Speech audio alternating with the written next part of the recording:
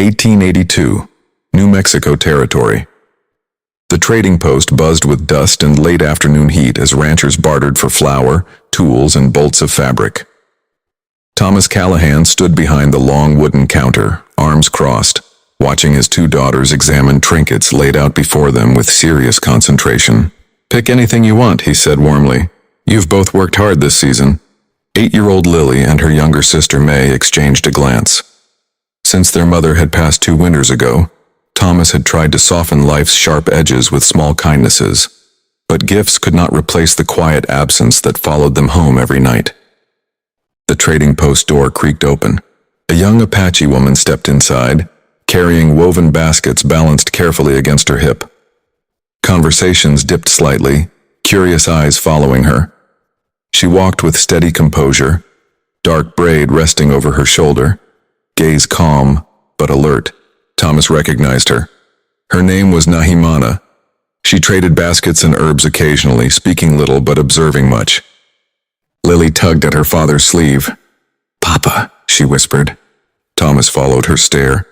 Nahimana approached the counter, placing the baskets down with gentle precision. The patterns were intricate, dyed in desert reds and golds. Thomas admired the craftsmanship. "These are fine," he said respectfully. "Best I've seen this year." She inclined her head slightly. "Thank you." While Thomas inspected the baskets, Lily and May slipped closer. They watched Nahimana's careful hands, the way she smoothed each woven edge, the quiet strength in her posture. May, bold despite her small size, looked up at her father. "Papa, you said we could pick anything." "That's right," Thomas replied distractedly. The girls turned back toward him together. "We want that Apache woman as our mom." The room fell silent. Thomas nearly dropped the basket in his hands. Several ranchers froze mid-conversation. Nahimana's eyes widened slightly, though her expression remained composed.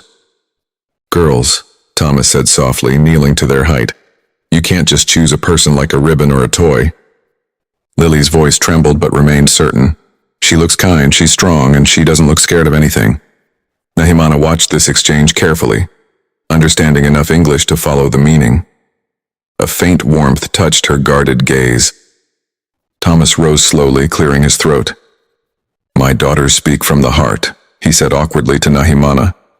"Please forgive them." She studied the 2 girls standing so close to her skirts. "They have brave hearts," she said quietly. Thomas felt something shift inside him. Since his wife's passing, he had avoided the idea of remarriage. Not from lack of need, but from fear. Fear of replacing memories. Fear of choosing poorly. Fear of failing his daughters. But children sometimes saw truth where adults hesitated. Over the next weeks, Lily and May found reasons to visit the trading post whenever Nahimana came to trade. They asked questions about her baskets, about the desert plants she gathered. She answered patiently, her voice low and steady. Thomas watched from a respectful distance. One afternoon, a sudden storm rolled across the plains, fierce and unforgiving. Nahimana's horse spooked outside the post, nearly breaking free. Without hesitation, Lily ran toward it. Thomas's heart leapt. Before he could reach her, Nahimana moved swiftly, calming the animal with practiced ease. She placed herself between Lily and danger, steady hands guiding the horse's reins. When the storm passed, Lily clung to Nahimana's side. "She saved me," Lily declared proudly. Thomas met Nahimana's eyes. Gratitude replaced embarrassment. "Would you allow us to repay your kindness with supper?" he asked carefully. She considered the invitation, aware of the boundaries between their worlds. Yet she had seen the loneliness in the girl's eyes. She had seen the weariness in Thomas's. "I will come," she said simply. That evening, Nahimana entered their modest ranch house carrying a small bundle of desert herbs. She added them to the stew simmering over the fire, explaining each plant's purpose. The house filled with unfamiliar but comforting aromas. May listened wide-eyed to stories of canyon spirits and ancient rivers. Lily showed Nahimana her mother's old recipe book, pages worn from use. Thomas watched as laughter returned to rooms long silent. Weeks turned into months. Nahimana did not replace their mother's memory. She honored it. She listened when the girls spoke of her. She helped braid their hair before church and taught them to track animal prints behind the barn. The town murmured, some with approval, others with suspicion. Thomas knew the risks. Marrying across cultural lines invited judgment, but he also saw his daughters blooming beneath Nahimana's gentle strength. One evening, beneath a sky blazing with stars, Thomas stood beside Nahimana near the corral fence. "My daughters chose with their hearts," he said quietly, "but I must choose with mine." She looked at him steadily. "And what does your heart say?" "That this house feels like home again when you are in it." Silence settled between them, not heavy but thoughtful. "My people have known loss," she said softly. "Joining your life would mean walking between two worlds." Thomas nodded, then we walked together. He did not kneel in grand gesture, he simply held out his hand. She placed hers in it. When Thomas told the girls, their joy echoed across the ranch like birds taking flight. Lily hugged Nahimana fiercely. May declared she would help plan the wedding feast herself.